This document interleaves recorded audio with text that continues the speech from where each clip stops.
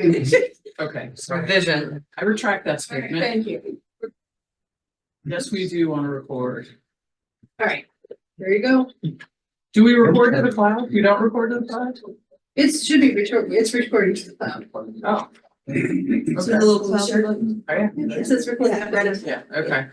All right, welcome to our work session today. We're gonna do some issues and updates.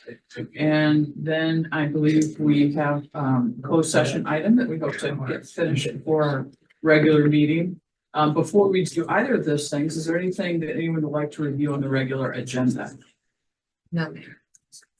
All right, I don't see anything there, so updates. You're all prepared, Aaron, so we're gonna start with you. How about? Yeah. In the report that I attended the National Black Caucus of the local elected officials last week. It was about 150 representatives and elected officials nationwide. The good thing about it was not only the elected officials, but some of the staff there as well. So that was good. The sessions were very informative. We talked about public safety and they featured the strategies, some strategies and efforts that promote coordination between the community partners and how they reimagine public safety. Housing was very interesting. The assessor from Cook County, that goes around Oh, there. thank you. He addressed a different how property taxes and foreclosures, preventive strategies for property tax and foreclosures, and how the valuation of homes which should be done. Is one of the things that he said he'd accomplished in Cook County and Chicago. How the very expensive homes get mixed in with the lower homes, and the lower homes end up paying a higher value when they get assessed with real estate taxes. And then when they sell those lower value homes, they don't get that value. So but the sheet that I passed around kind of gave you an explanation where he had his imaginary, not imaginary, but his orange line to show fair assessments. So that was very interesting. We had they call it a session lab. They discussed housing, accessibility, and affordability while reimagining public safety. Public safety was almost built in every one of their sessions at the conference. And me, the highlight of the session was John A. Powell. He's an internationally recognized expert in civil rights, liberties, structural racism, housing poverty, and democracy. And he's the director of the Othering and Belonging Institute and discussed about transformative change. He actually separated things in three buckets. You might have the white community in one bucket, certain age, black community in one bucket at a certain age. And then you have the other bucket. That's where everybody else was put in that bucket. And they're not coming out on an equal basis. So that was very interesting. John A. Powell, look him up on Google. He's very, I've looked at several of his podcasts. He was very, this is one, they only gave you maybe about an hour and a half, and they was asking him, forget about the last guy, just continue talking. So it was a very good session. Yep. All right, thank you. Pam, would you like to go next? Sure. No commission meetings since our last meeting, but Jamie and I did attend the Chamber of Commerce. They had like a elected officials and staff presentation at Sunrise.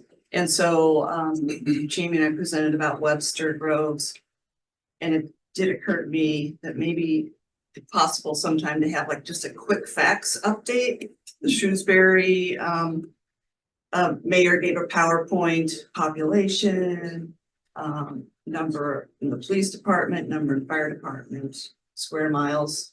So we were able to, just from being around, we kind of repeat some of those facts for Webster Groves, but that was kind of a nice thing that he had the PowerPoint ready. So I don't know, we have other reasons to do it.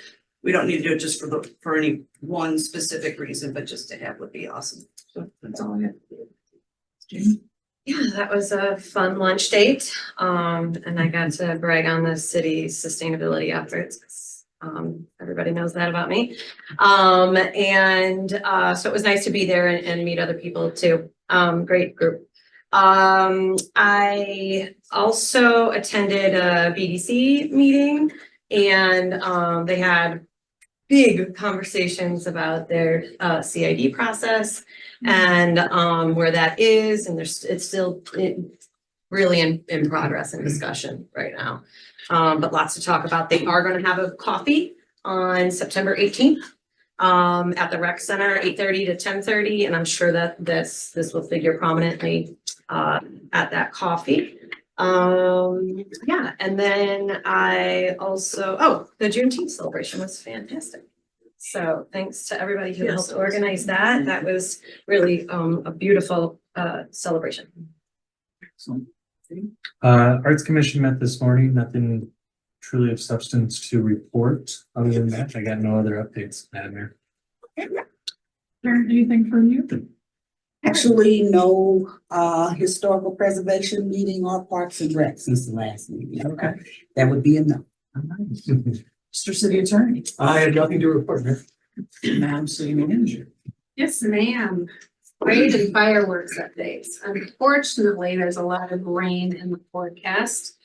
This is not a perfect science, but I've been working with Director Davis quite a bit, as well as police and fire. For the parade, we will make an initial call at 8 a.m. if there will be a rain delay. So encourage people to continue checking socials. We will be active posting the status. If it's simply rain, we can push back all the way up to 10:30 to start the parade. However, if it's thunder, Ten lightning, thirty or 11:30? 10:30. Okay, 'cause the email was the 11:30. Yeah, okay. Well, 10:30, we would announce it for line. Oh, all that okay. sort of thing. And we'll put more details out there so that people know what to look for. Unfortunately, if there's lightning, thunder, we don't have places to shelter people. So that would just simply be canceling the parade, and we cannot go past 11:30 for your point to the start time. So we'll keep all of that updated. Fireworks, a little bit of the same story, except for we will need to make a hard decision by 2 p.m. And that has to do with the company being able to ground the fireworks, if you will, and all of the preparation that has to be made for it. So if fireworks are canceled, we will reschedule at a later date that has not yet been determined. And just so people know, the 11:30 is a hard stop It time is. for what reason?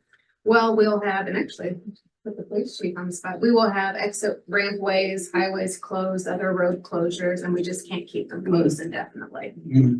That makes sense. All right, anything else from you? NLC. No, why don't you go ahead?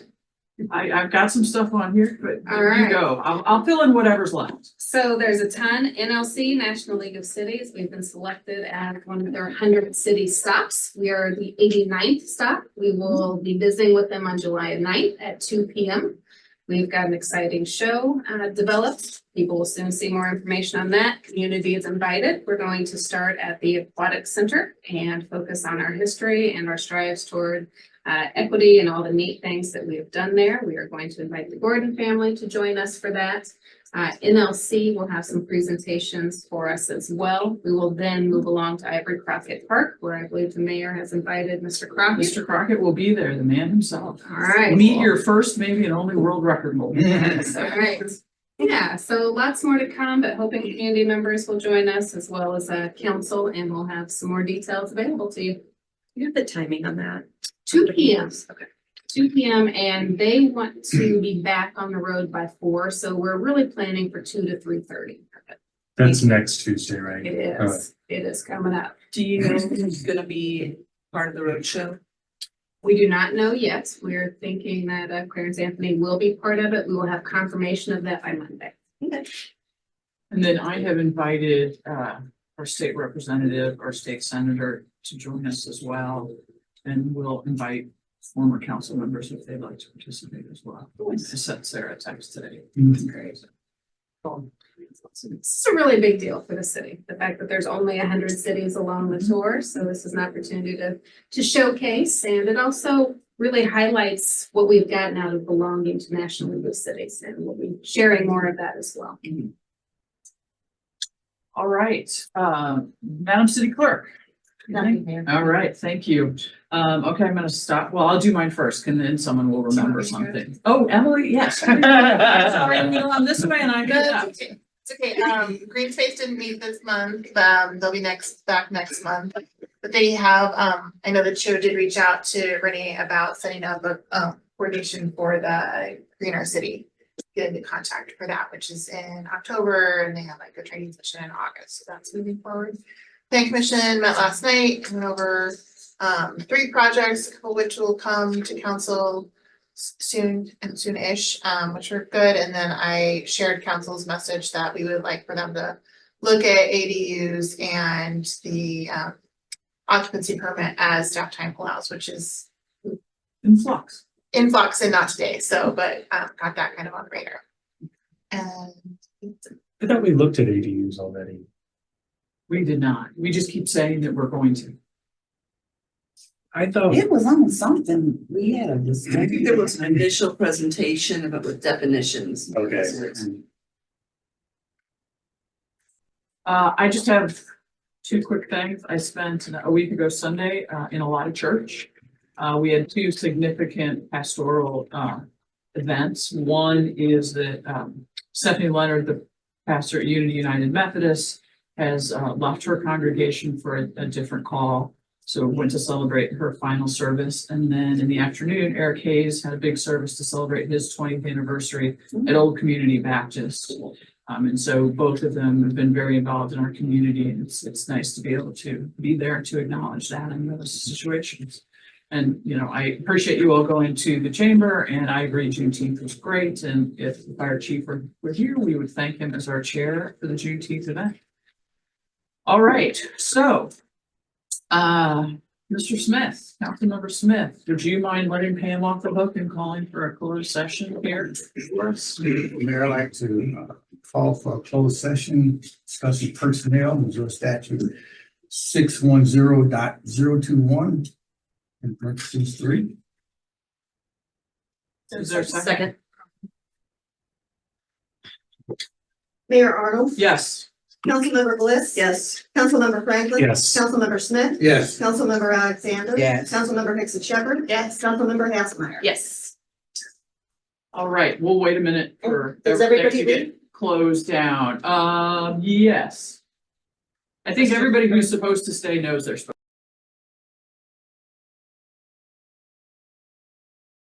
All right, welcome to the regular meeting of the City Council of Webster Groves. We welcome questions, ideas, and comments from persons in attendance. Members of the audience may speak when recognized by the mayor. We will have comments that are limited to 3 minutes in order to complete the agenda within a reasonable time. If you'd like to make a comment, please fill out a speaker card, which is available over by the door there. If you are on Zoom and would like to make a comment, we will ask you to use the raise your hand function at the appropriate time.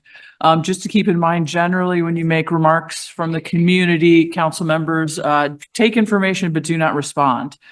We have, I believe everyone's ready to go. So if we can start with the call of the roll, please. Yes, Mayor. Mayor Arnold, Here. Councilmember Bliss. Here. Councilmember Franklin. Here, Councilmember Smith. Here. Councilmember Alexander. Councilmember Hickson Shepherd. Here. Councilmember Hasselmeyer. Here. All right, we will start with remarks from the community and from visitors. The first speaker card I have is Sue Jolly Van Zant. If you simply come to the microphone and give your name and address, and then we'll start your 3 minutes.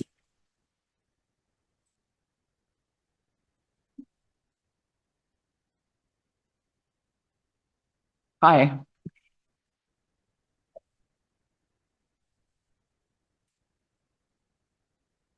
Just push that button there, right? There you go. Is it on? Yes, it's on now. Okay, I'm ready. Good evening. My name's Sue Jolly Van Zant. I'm following up on my recent message that I emailed to those before me respectfully asking the city do the right thing for those with special needs by, one, creating a reserved accessible parade viewing space for them, and two, providing parade goers with specific guidelines on how to respectfully and inclusively set up for and review and view the parade. Doing both, I believe, will encourage a more inclusive and welcoming parade atmosphere for all. Motivated by my aging father-in-law who relied on a walker and a wheelchair, I've spent the past 5 years communicating with officials within the Webster Police, Parks and Rec, and City Council to obtain a designated reserved parade viewing space for him and others with special needs. It never happened. What did happen was my receipt of 2 official responses as to why this is not possible. Not legally obligated to do so was the first reason I received in both 2019 and 2022. A Parks and Rec employee sent an email explaining that the city is under no legal obligation to provide ADA accessible viewing area, as the city does not provide seating or designated areas for anyone along the parade route. It does provide it for the judges. It's down there at Rui Park. Some of those judges are citizens, not employees of the city. That response in 2019 and 2022 was a cringeworthy response, especially from a city that says it strives to be an inclusive place for all. Not having staff capacity was the second reason provided. In July 2023, Mayor Arnold told me during a phone call that the city doesn't have staff capacity to set up for this type of parade viewing space. An understandable reason, but one that appears no longer to hold water. Since then, additional staff capacity appears to be possible because earlier this year, the city forecasted a budget surplus for 2025 and beyond, obtained $2 million in new funds from Safe Streets and Roads for All, which is also supposed to provide equity and access for all, obtained $22 million in new funds from Proposition W, which helps the Parks and Rec oversees the parade, and added 2 new city staff members whose responsibilities are relevant to this issue: the Deputy City Manager of Community Vitality and Public Affairs and Engagement Manager. These accomplishments, and they are positive accomplishments, imply now is the right time for the city to do the right thing for those with special needs. Mayor Arnold, you just said the platform doesn't allow for responses, but I'm trying to leave some free time to ask, can anyone answer my 2 questions I emailed last week? Can the city provide such a reserved accessible parade viewing space? And can the city eventually please provide guidelines on how residents are supposed to view the parade? Chairs getting into the streets and storms, just ridiculous. And I think I'm out of time, but. So we don't usually respond, but I will call you with answers to your questions. Okay, thank you. Thank you very much. Yeah, you're welcome. Our next card is from Dave Buck.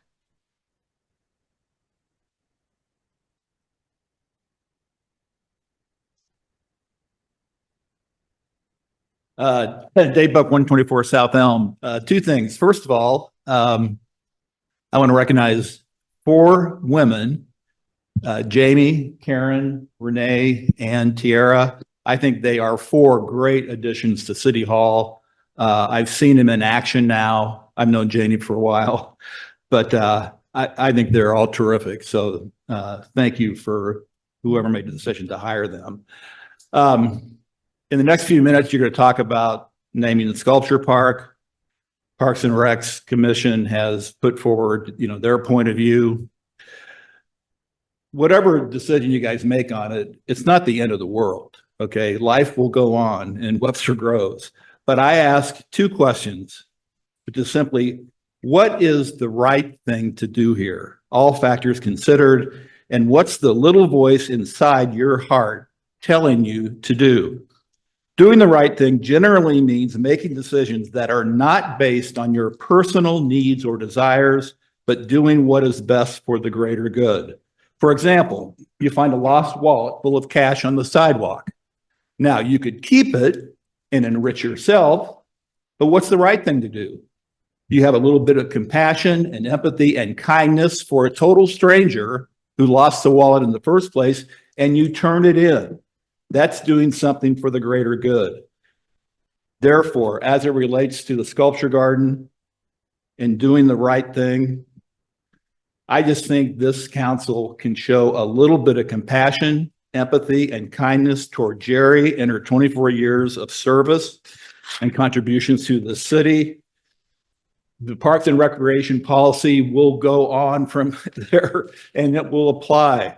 But in this case, it's what is the right thing to do? And I think that you can err on the side of the greater good by listening and following your heart tonight and doing the right thing. Thank you. Right. Thank you very much, Dave. Is there anyone online? If you would like to make a public comment, would you please use the raise your hand function?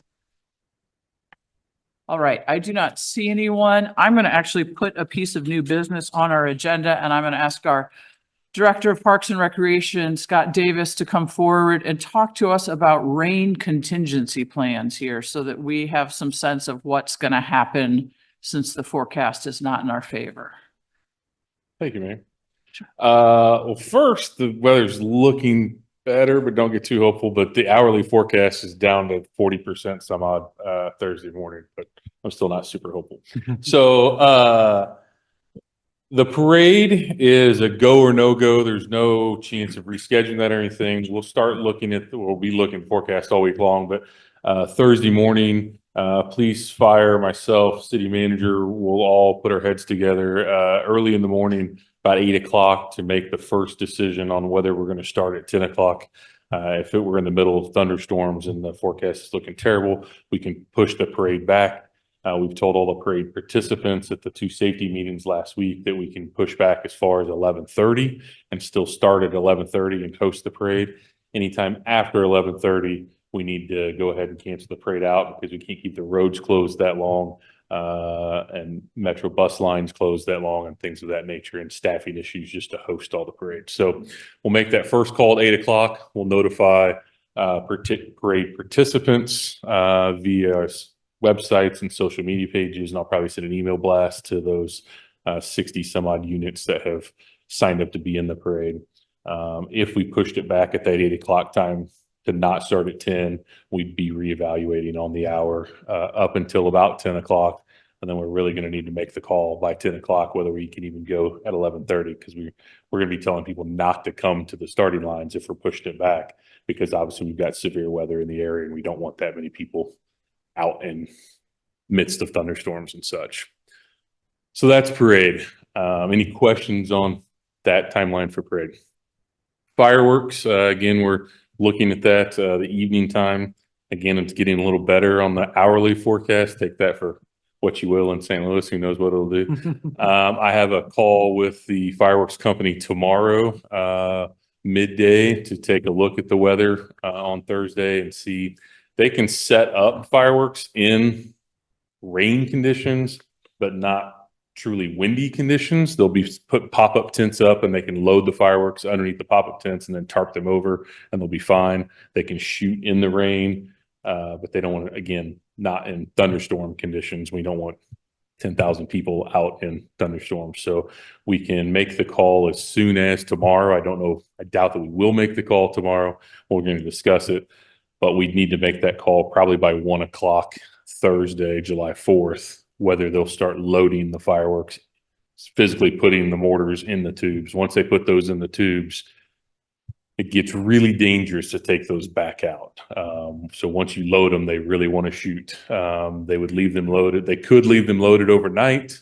The staff that would load them would have to leave because they're on hazardous duty and you can only be on for so long according to federal regulations. So we'd have to hire security to come in and babysit those fireworks overnight into the rainstorm. That does not seem like a good idea to me. They don't really want to do that either. So we're really going to be looking at a go or no go by that 1 o'clock for Thursday. We've talked about, could we potentially push it off to another night? Staffing's just really tight with the carnival and the parade and everything else that PD and FD has to do. If we were going to postpone it, it would be our recommendation right now to postpone it to a date uncertain sometime in the fall. We've only had to do that. It was before I started, so it's plus 10 years ago, but that's how we started shooting on New Year's Eve. If any of you remember that, we postponed one of them because it was drought. So it was too dry to actually shoot the fireworks. So we pushed it off when we started shooting New Year's Eve. We did that for a few years. So that's a possibility. We could pick another night into August, October, September, whatever. We have already paid for the fireworks, so we definitely want to shoot them at some point. And we want our residents to have the option to come out and view them, and hopefully we can get them in on the 4th. But that's kind of the timeline and game plan of when we'll be talking and discussing and trying to make those decisions. Well, you may have said this, but so if we can't do it Thursday, because I'm just looking at the forecast. Right. If we can't do it Thursday, you can't reschedule it that soon. It has to be rescheduled further. In an ideal world, we could, but staffing issues are going to make that very difficult. The police department's already got all hands on deck running the carnival, coming in for the parade in the morning. So being able to do traffic control and set that up and do it safely between PD and FD and Parks and Rec would be difficult to do at best. It would be our recommendation to probably pick another date. All right, other questions? Thank you very much, Scott, and thanks for all the work that you're doing for Community Days. All right, we'll move on to new business. The first order of new business is the Sculpture Park naming, and I am going to turn to Councilmember Franklin here.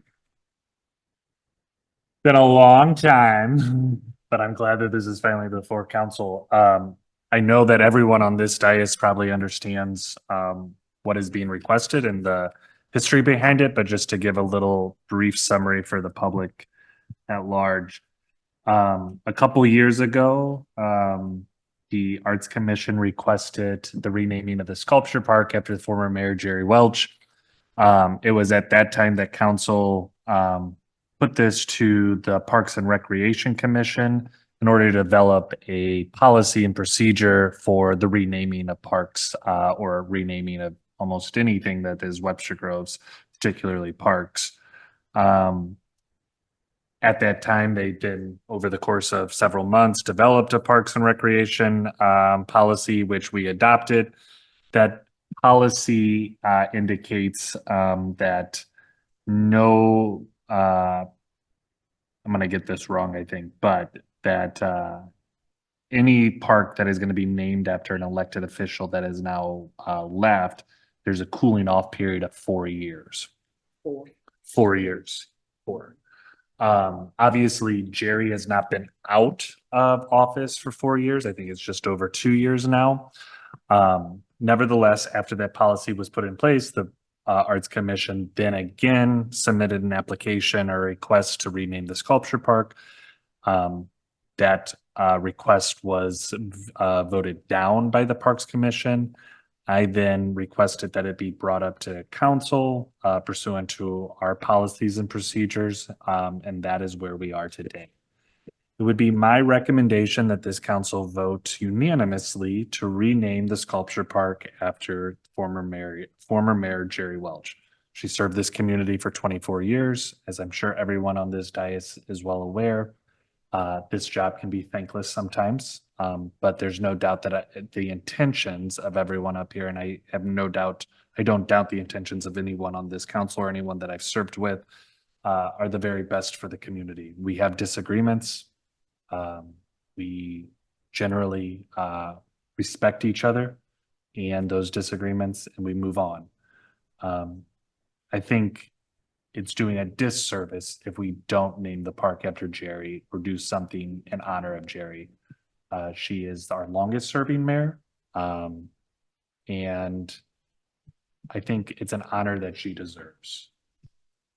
If I could just add 2 bits of context to that. When the Parks Commission chair came forward with the policy for us, we had a conversation about,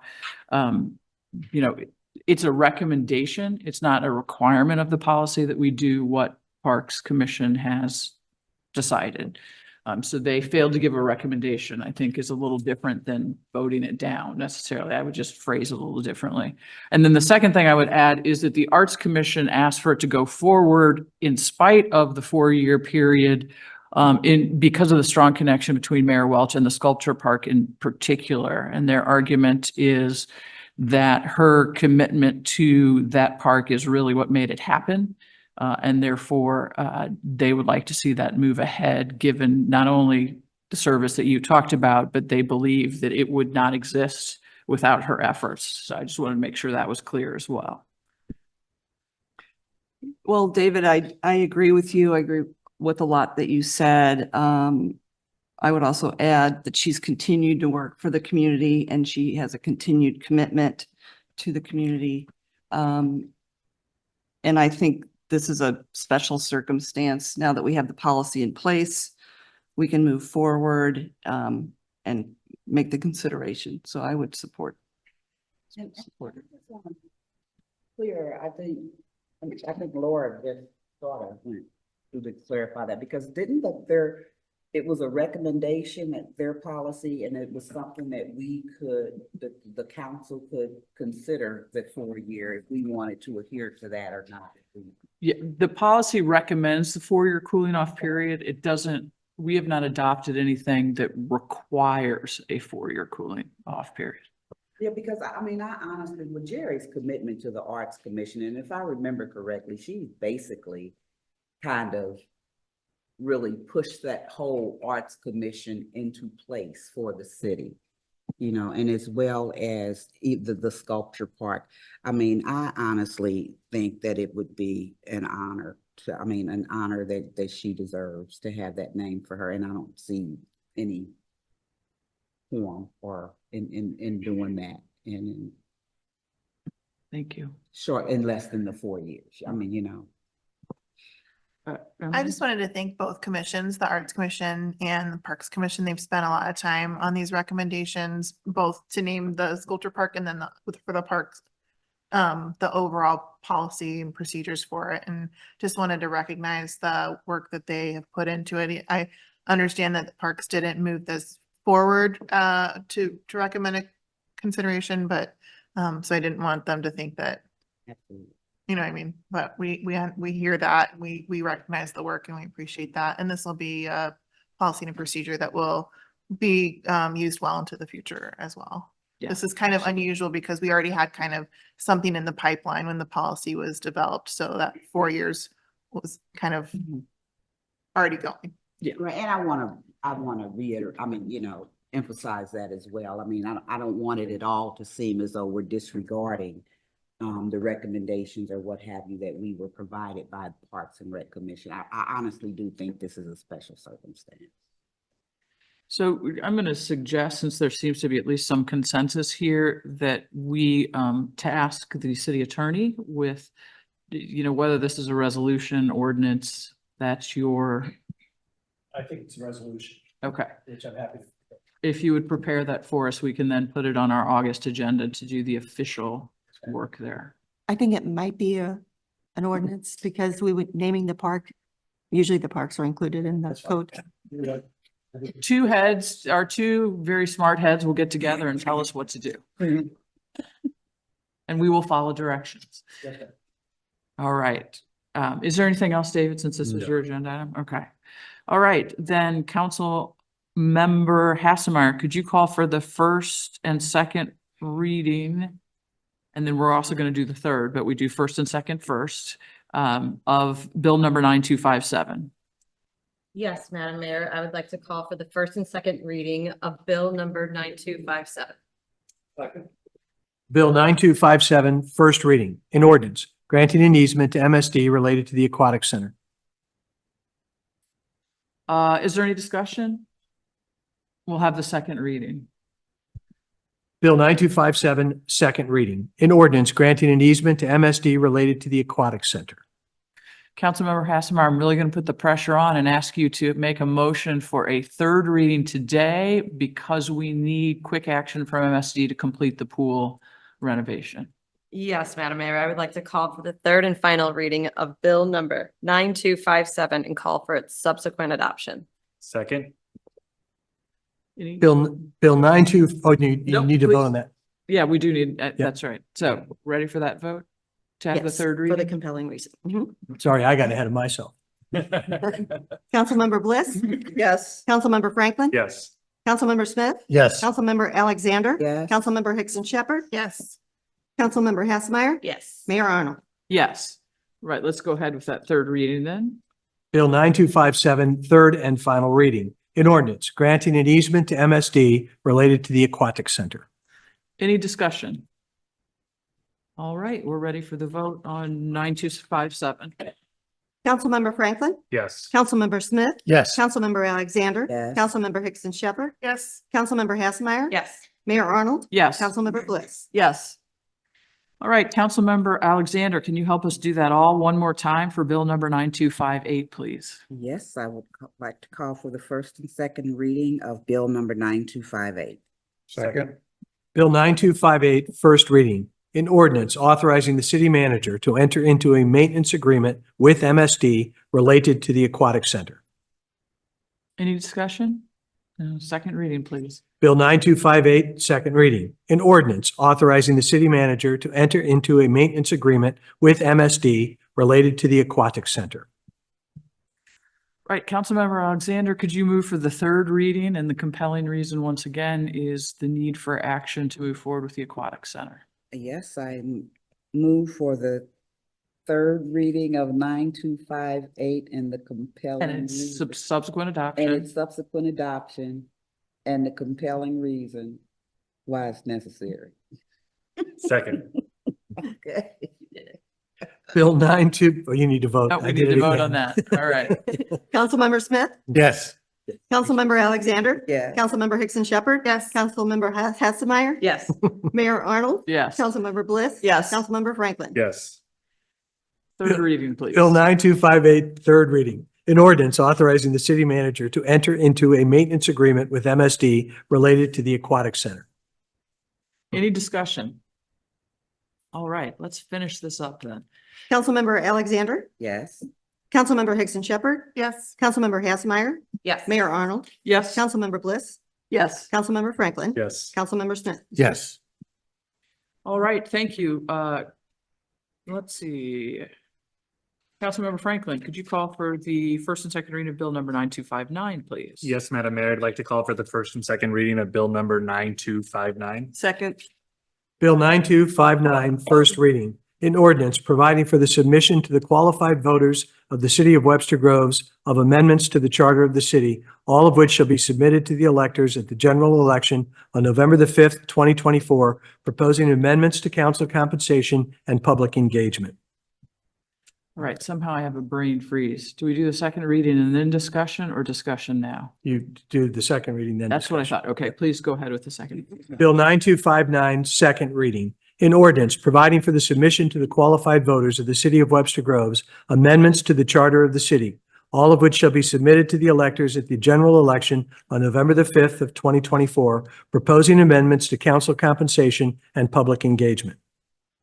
All right, thank you. So what we have in this bill, 9259, is exactly what the Charter Commission suggested for compensation, and then Councilwoman Hickson Shepherd's revised version for public engagement. So I think we can do these one at a time, if you all don't mind, and let's just focus on compensation first. I myself have a couple of amendments to offer. And if you all will indulge me, does anybody else have amendments that they were considering? Yes. Okay. Do you mind? I think mine might be simpler than yours. So do you mind if I go first this time? No, I mean, I just have less Yes, discussion that's perhaps, fine. because they're pretty much Good. yes or no answers. Right. So my first amendment, I move that we remove from section 2.4 compensation, the sentence that reads, no council member or the mayor presently serving as such shall receive any increase in compensation during the term for which the member is now elected. So the reason I want to take, I guess I need a second, don't I? Second. Talking. Yeah, thank you. The reason I'd like to remove that is I think we have a real problem paying council members different rates for their jobs they do, and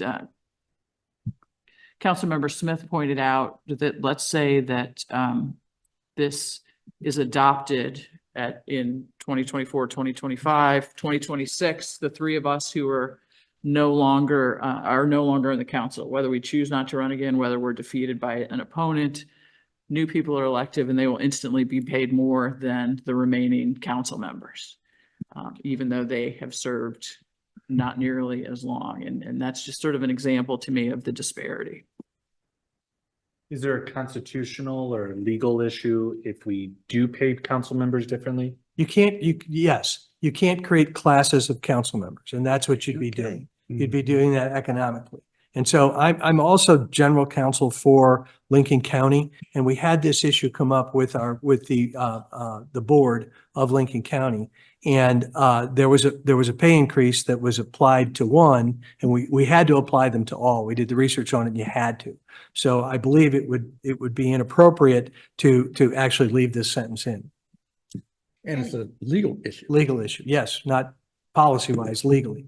And didn't we, I think if I recall, the objection to, or the thought behind putting it in there was to alleviate the appearance that we were voting a raise for ourselves. But then we kind of discussed that it's not like, this has to go to the voters. Right. So it's not like, You're- all we're voting for is to send it to the voters, Yes, ma'am. right? And then the voters decide whether it's going to occur or not. And if they decide that, Yeah, they'll decide if it's yes or no, they'll decide if it's yes but or no. with that language in there, it's saying that you'll create those different steps. And if it's illegal. Right. it's- But Mayor, what Just you take would it do out. is add language back in that says that it would not become effective until the next general election. So it wouldn't take place immediately. It would take place, but it would take place for everyone at the next general election. So Yeah. you're not I mean, you want, Meeting November? well, whenever the next council election, The next general municipal. election. yes, ma'am, Mhm. which would actually be the spring. Because I think in that section, it has that language like twice. Once for the initial adoption and then once should council vote to have increases in later years. Are you suggesting we strike both of those and have any changes always take place altogether? Am I misremembering?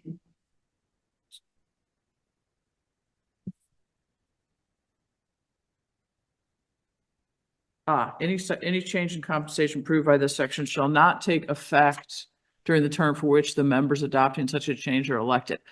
I don't mind. I think if I'm reading that correctly, then if we do that, it would again be another intervening election and then it would change For everyone? for everyone. I actually think it's not exactly the same in the two places. Okay, Well, it's the language that Crab had suggested, but again, I think the same problem would apply. You can do that. You can set it up so that you would have the opportunity to make those changes, but the start date would then be at the next municipal election after the vote to increase the compensation that occurred. All right, so I would like to amend my own amendment. Do we have? we didn't vote on it yet, so. No, can I? No, I can amend it. So we're going to vote on the whole thing that we're talking about because I didn't do a satisfactory job in including everything. But one So question, let me fix my mistake. just a question. So is anybody up for reelection next April? No, we don't have any municipal election next April. A year, So this would take effect Basically in 2 years. in 2 years. yes. Does it have to From be? now. Could you? You could, Does it have to I'm be- not gonna, let me finish this part. If you want to add that amendment, it's all yours. I'm just wondering if what's possible, because you Yeah. recommended the next general municipal election. Is that just an Crabbed arbitrary it. point? Crab did. Or could you say that it's any point in time? I don't know. You could establish it at any point in time. Okay. Great. So let's finish what I'm working on here, yes or no, and then we'll move on to that. So I'm going to amend my amendment to also strike the sentence from section 2.4 that reads, any change in compensation approved by this section shall take effect during the term for which the members adopting such a change are elected. And insert at the end of the phrase that all compensation changes will take effect at the immediately subsequent municipal election. Okay. Go ahead. Any municipal election or only of council and mayors? Because sometimes we have like crab stuff and other things on an off So- ballot. Do we need to be precise in that language? How about municipal election as defined by the St. Louis County Election Board? Oh. Because is Just that put a wrong? date. Just put April. April 26, 2026. Subsequent April municipal elections, is that? Yeah. Yeah, regardless if anyone is up for reelection, it'll take effect April. All right, so 25. I need a second, by the way, on that. Wait a minute. Sorry. Yeah, okay, go ahead, Emerson. So it won't take effect until 26 or 25? The way it is written right now, it will take effect in 26. That seems far off. Yeah. Is that just me? So I'm just saying, did we say the next municipal election that the city holds, that somebody's Yeah. up for reelection, or one that's standard in April? That's up to you. Okay. I think, I don't have a problem with, I would just say that the increase will happen April 1st of 2025 For all of us. for all of us. For the initial ballot issue, go into effect April of 2025. And then subsequent increases would go into effect the following April after those increases. Subsequently.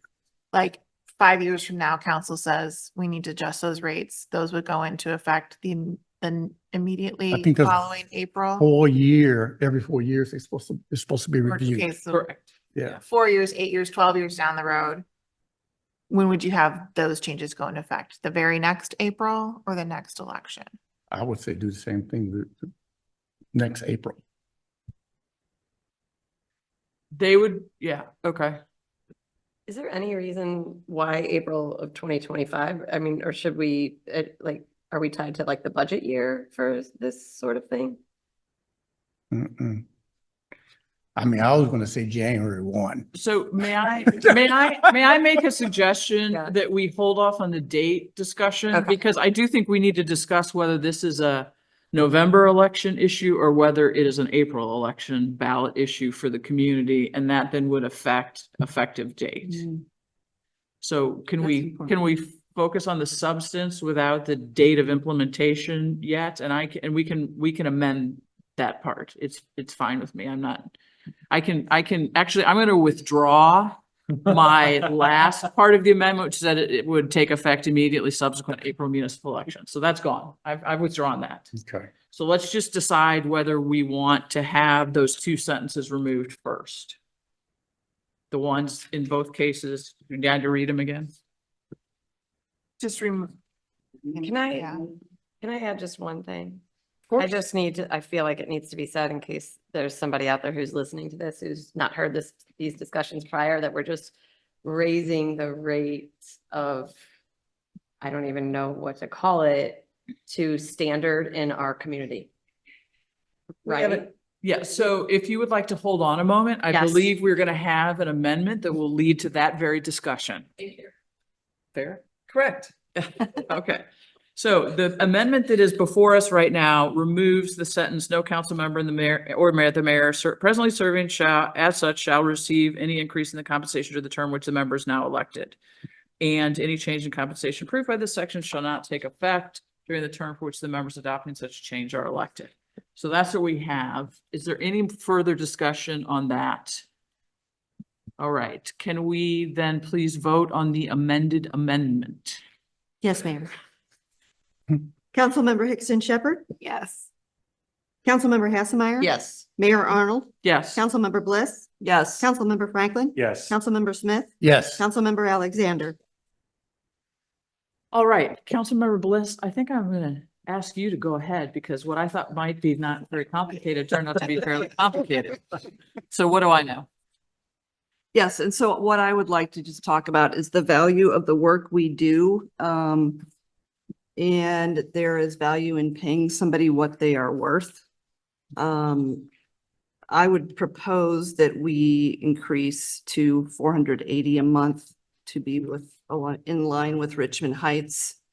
It's not a big increase, but I think it puts us in a amenable spot amidst these based on population. Now, they don't have budgets, which is something I would want to consider the comparison, but I do think for population and the work we do, that 480 a month would be the increase. And that is essentially for the budget, that would be a $5,760 increase for the year.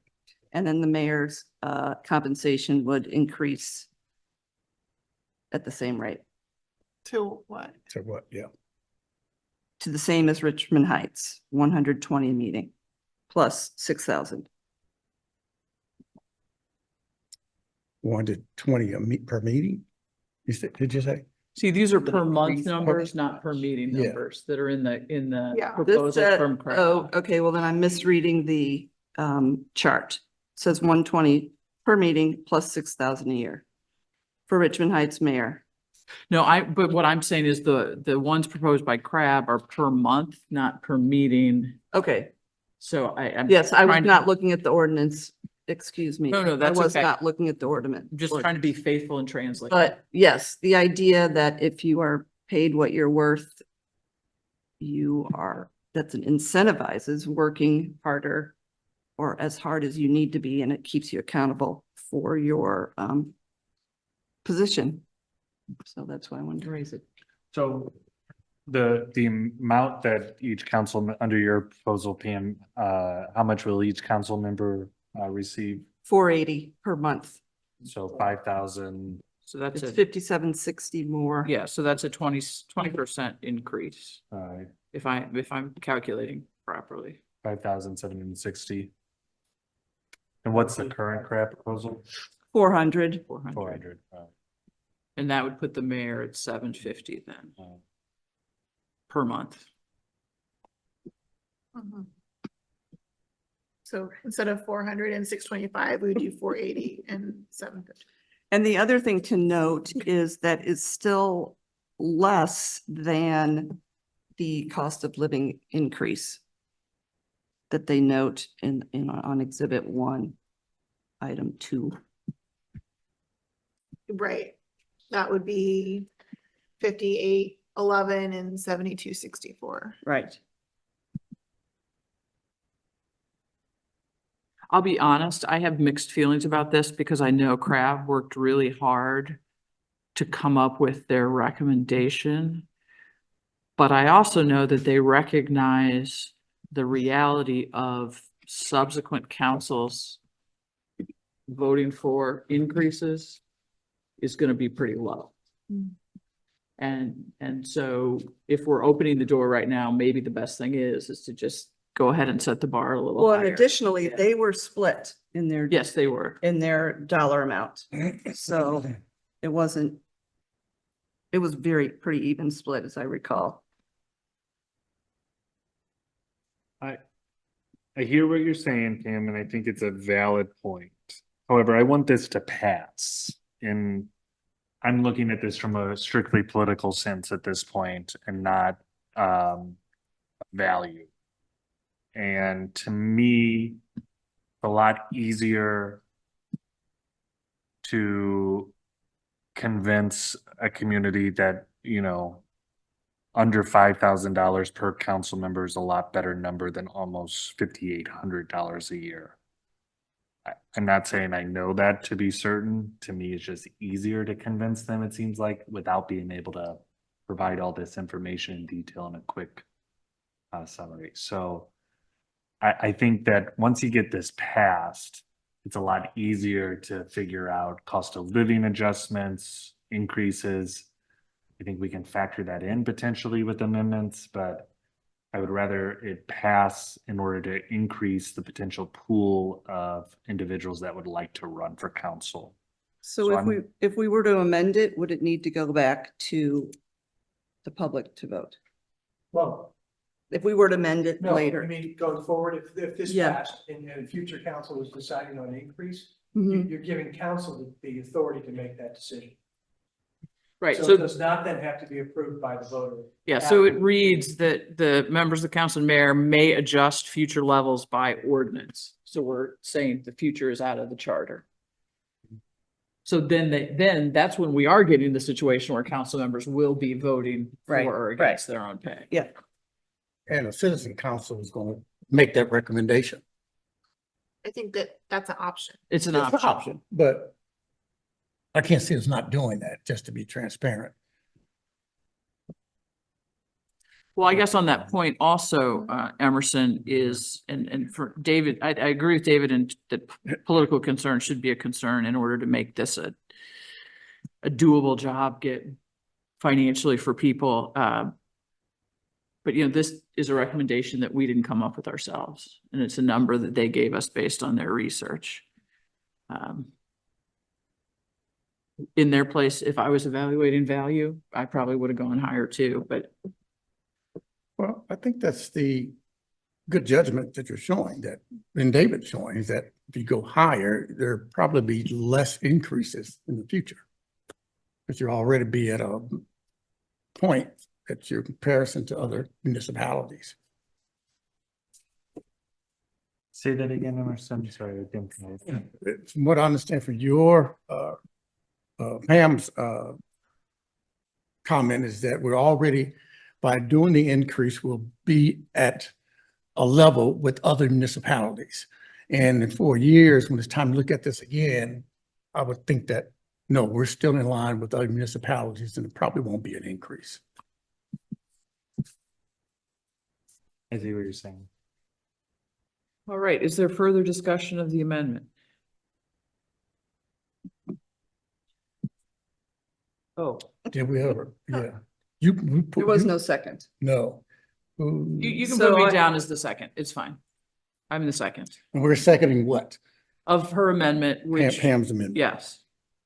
So we're voting on Pam's amendment. So what stands before us is an amendment to section 2.4 that would raise the per month compensation for a council member to $480 per month and the mayor to $750 a month. And the caps would increase the correlation to 20%. Is that a fair summary of your Yeah, amendment? yes. Okay. Is there any other discussion? All right, let's have the vote then. Yes, Mayor. Councilmember Hasselmeyer, Yes. Mayor Arnold, No. Councilmember Bliss, Yes. Councilmember Franklin, No. Councilmember Smith, No. Councilmember Alexander. No. Councilmember Hickson Shepherd. Yes. If I can count properly, that was 4-3. Right. So the amendment fails. And I will say, I think it's a good idea. I just worry about the political realities. So maybe that makes me I too get it. much of a politician.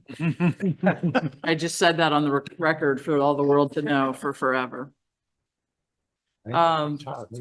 All right, the second amendment I have, and I'm not even gonna pretend that I think this will be non-controversial, is to add to the end of that section, the council may withhold compensation if a member is not present for 4 or more meetings in a single year.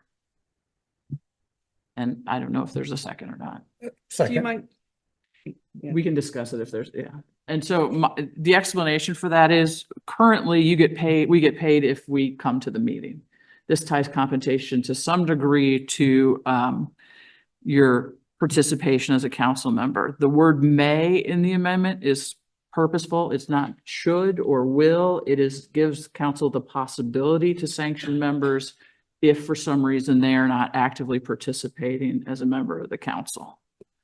Would that then be a vote of just by majority of the council? Yes. Whoever attends the meeting gets to vote, right? Well, in some cases, you know, council should receive or make sure it's an authorized absence that just, I have something to do, I just don't show up and nobody knows where I'm at. That's not a, Unexcused absence. unexcused absence, I'm sorry, yes. Doctor's note. Yeah, doctor's note. And that's it, it's just that there should be an unexcused absence. And that's no more than just calling the mayor to say, you know, I'm not able to be there because of X, Y, Z. I agree, because the other thing is that we're looking at this as a monthly stipend or what have you. And this also needs to take into consideration that our meetings and our engagement is not limited to every 2 weeks Right. per month.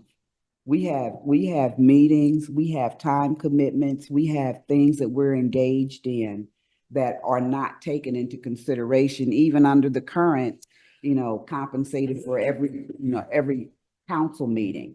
But we automatically each have another board and commission meeting. That's 2 more meetings in a month. So I think that it should be unexcused or what have you, but I don't think that should be a blanket. You miss 4 meetings, because there's just way too much more time Yeah. that is put into the position that's not even taken into consideration.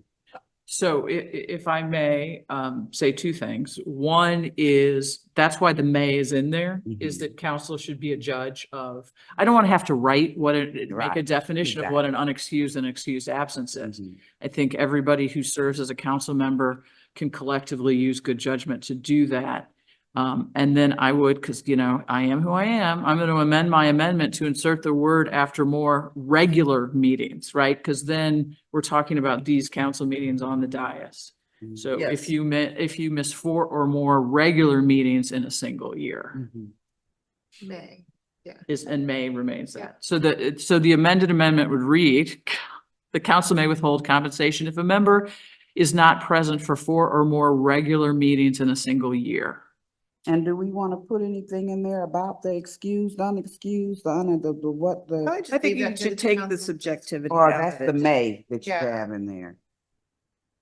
That's the may is there precisely because I don't know that we can come up with all scenarios in which Right. excused or unexcused. And then is it available. seems like there's more of a, then there becomes a power dynamic. It's just I mean, black and white. I like the way you have it written. With Yes. The amendment, it gives some flexibility. Right now, like you said, we're paid per meeting, so if people don't come, that's kind of we're paid a little bit per meeting, so like, it's not a huge incentive to come to the meetings, right? Like, Yeah. but changing it to a monthly, there's no consequence really for not coming to the meetings, but having the council be able to kind of self-rule that and self-govern that and say, if the absences are excessive, I think gives them the power to do that case by case. And I don't expect ever council will have to engage this. Part of this is also, to your point, David, about, making the public comfortable with what changes we're making. And right now, your compensation relies on you showing up. Mhm. Mayor, are you comfortable with this language? The council may withhold compensation from any member who has missed at least 4 regular meetings in a calendar year.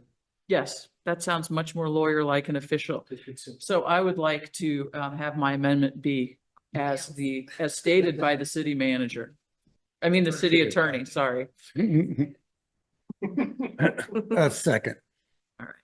Is there any further discussion? All right, let's have the vote, please. Councilmember Bliss, Yes.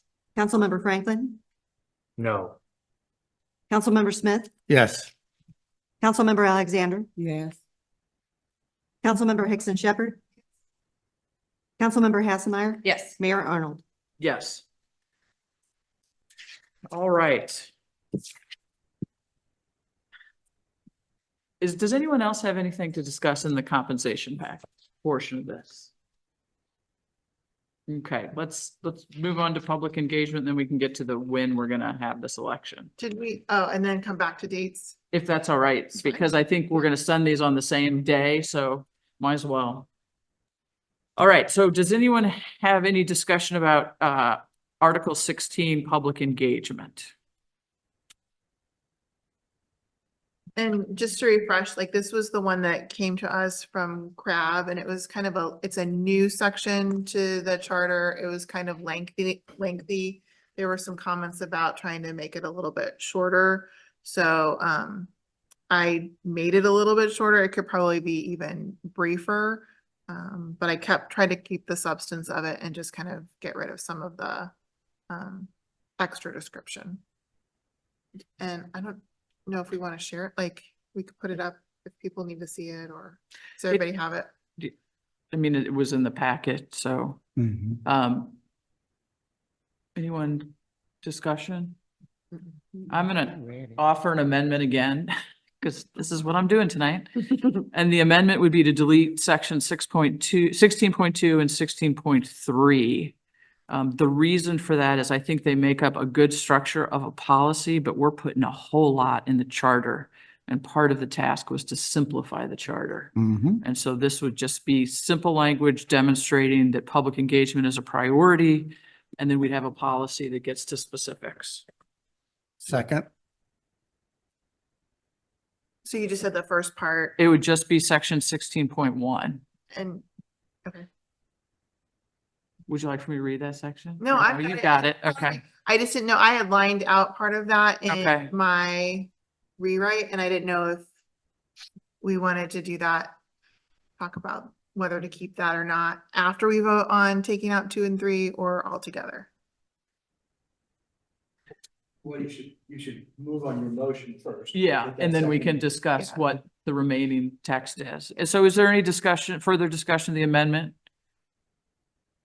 Let's just go ahead and vote on the amendment. Councilmember Franklin, Yes.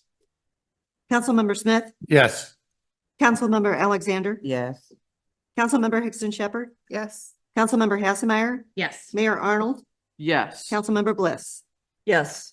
And I just want to say to CRAB members who would, might watch this and hear about this, the work is fantastic and it's going to make for a great policy.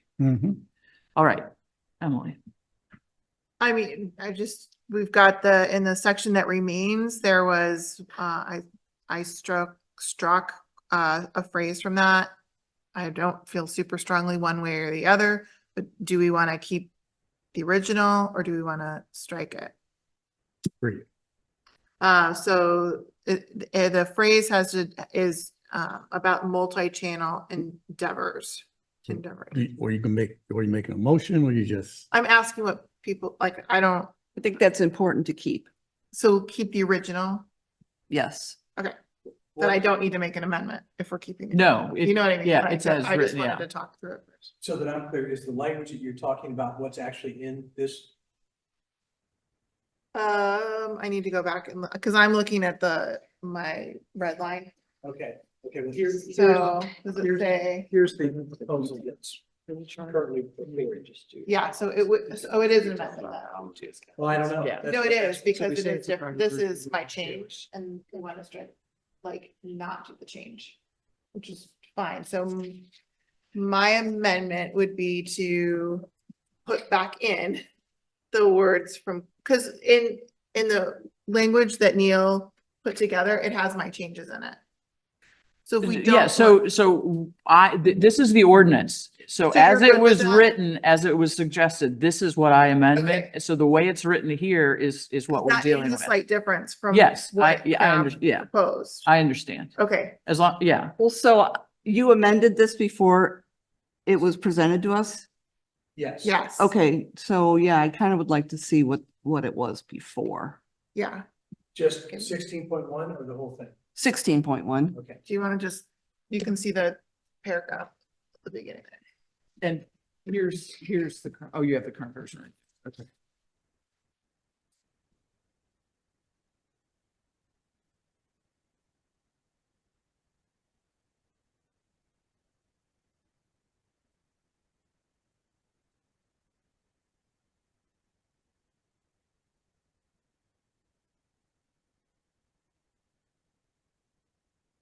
I mean, I see the difference. You just rearranged it. Probably. You I put mean, I did multiple this, channels in like, different months places. ago. So, yeah, and I think the So it's fine. point is, You're yeah, good? if you're Okay. reading it and it's fine, Then. it's then we fine. don't need an amendment. Yeah. Yeah. What are anchor institutions? School district, university, business community, or maybe more specific than that. Walmart. Good. Okay. All right, No, so is there any other discussion of the public engagement section? I think we're setting ourselves up for failure by putting this in a charter. I'm just saying, I think that don't get me wrong, I think this, again, great policy, but to put this in a charter, we're required to do this with everything. I think that's a good thing. I agree, but I just think that there's a lot of liability we're setting ourselves up for.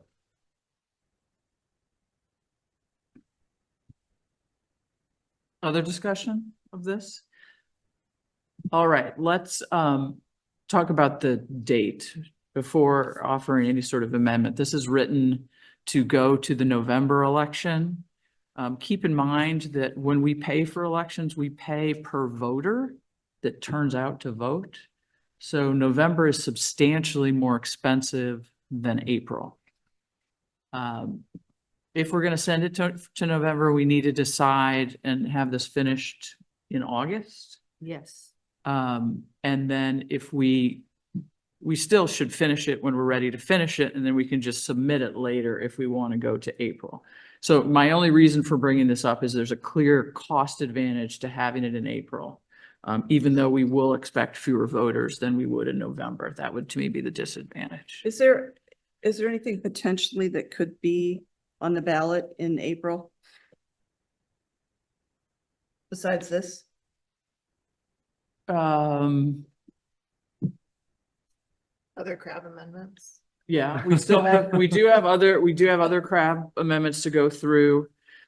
We don't have any elections, so that other crab amendments would be the most likely, I think. I'm for April.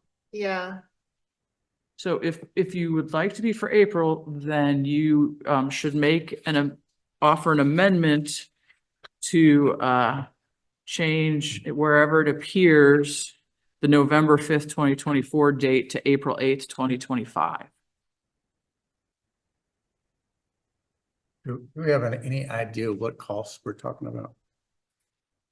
Do you know the numbers? I don't have Head, but I think the big thing is there's so many more voters at the November election.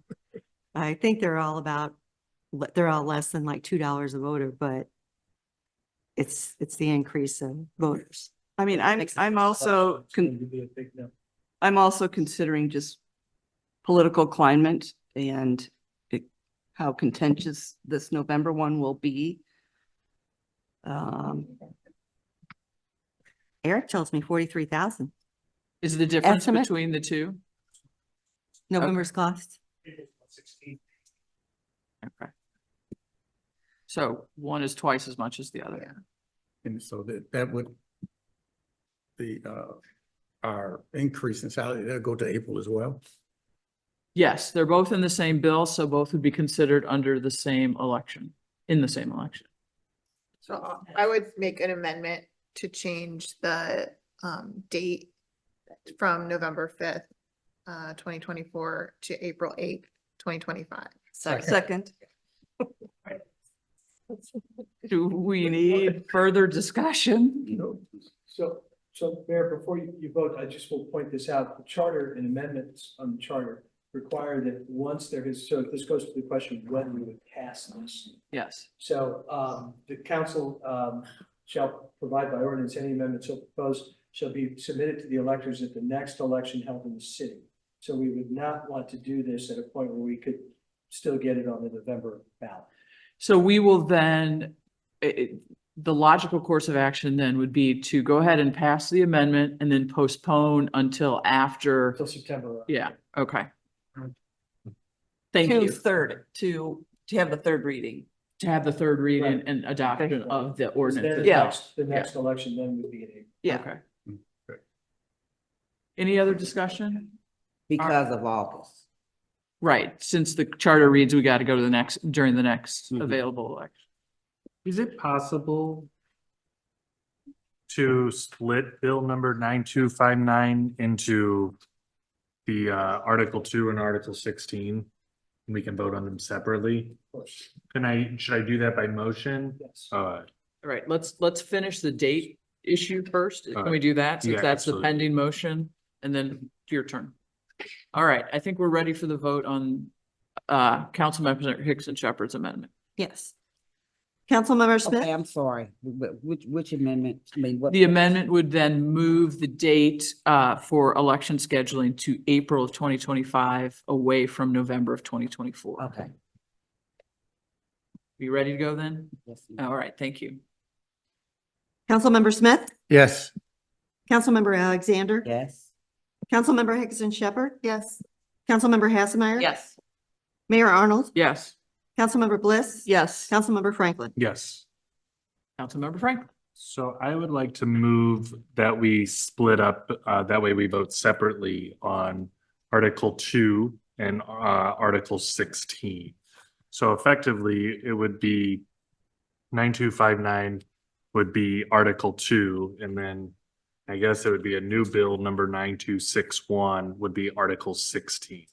That would be my motion. That way we can vote on them separately because and I'll just speak frankly, I'm in favor of one but opposed to the other. And I don't want to have to vote no merely because I'm against one of them, not both of them. Is there a second? Second. Okay, so I want to make sure I understand. Just, you'd have two different ordinances you'd be voting on, Okay. and they'd be standalones. Right, and the amendments that we voted on stand for each of those separate bills. Is there additional discussion? So just so everybody's clear, the first vote is to separate them, then we will postpone them all for third reading and adoption until after the deadline for the election board. I like the idea of separating them because I would want things to be able to be passed unanimously. And I think that says something to the community if we do that. All right, further discussion? All right, let's have the vote on the amendment then, please. Yes, Mayor. Councilmember Alexander? Yes. Councilmember Hickson Shepherd? Yes. Councilmember Hassemeyer? Yes. Mayor Arnold? Yes. Councilmember Bliss? Yes. Councilmember Franklin? Yes. Councilmember Smith? Yes. All right, so now we have bill number 9259 and bill number 9261. Both have had their first and second reading. I would like to move that we schedule their third reading for our first meeting in September. Second. Is there any discussion? All right. Do we need a vote for that? I guess we do. Councilmember Hickson Shepherd? Yes. Councilmember Hassemeyer? Yes. Mayor Arnold? Yes. Councilmember Bliss? Yes. Councilmember Franklin? Yes. Councilmember Smith? Yes. Councilmember Alexander? Yes. But before we leave the topic, did we finish the date on the compensation? We did Effective date. not. Do we do that later when we do the third reading, or is that something you want to talk through more? We today? can do it I either don't- way, I believe. We still have an opportunity to, Amended area. I don't have a preference. I just didn't want to leave a loose end. why don't we, in the nature of time, and since we're gonna bat around, rather than having us here on the dais talk about which date might work and which might not, maybe people who are interested in thinking about that date can really put some thought into it and come with an amendment the next time, and that way we'll have some specific proposal to discuss and vote on. Thanks. All right, is there anything that anyone would like to remove from the consent agenda? You want to vote on wait. 9260? 9260. And we Oh, still I have just- 9260. Oh, yeah, I totally skipped it. Councilmember Bliss, would you like to call for the first and second reading of bill number 9260, please? Yes, I'd like to call for the first and second reading of bill number 9260. Second. Bill 9260, first reading. An ordinance amending chapter 60, article 7, section 60.975, schedule H of the Code of Webster Groves, parking prohibited, to restrict parking on Valley Road. Is there any discussion? I have a question, Mhm. and I just want to double check. I saw a recommendation to make it Wednesdays, and then that the sign would say Wednesdays, and then another recommendation that the sign would say on trash days. Is that? I guess we that should- seems inconsistent. Trash day is the issue.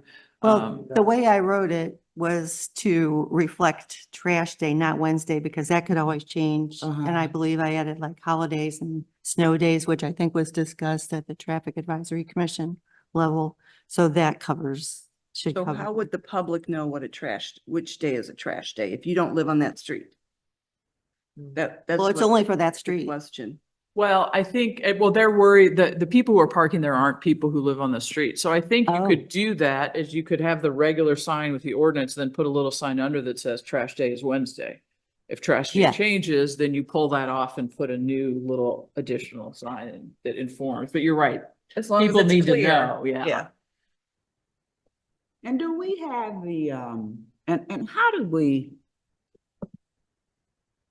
manage that? You know, so, I mean, so it's by complaint if, you know, so borrowers come out, I mean, not borrowers, I'm sorry, I got work on the brain.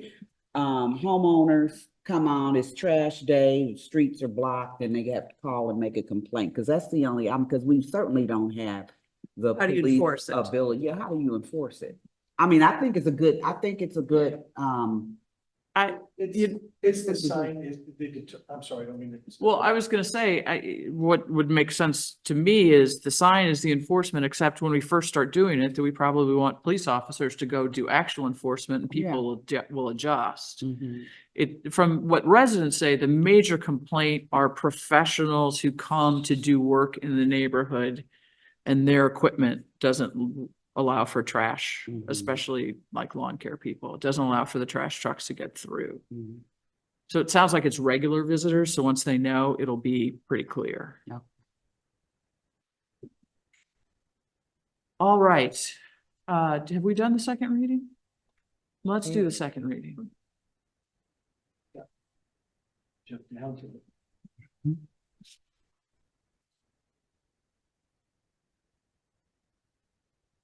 Bill 9260, second reading. In ordinance amending chapter 60, article 7, section 60.975, schedule H of the Code of Webster Groves.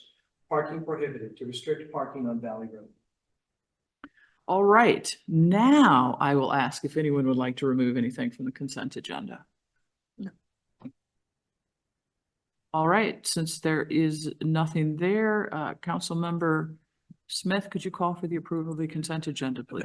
Yes, Mayor, I'd like to call for the approval of the consent agenda. Second? Councilmember Hassmeyer, Yes.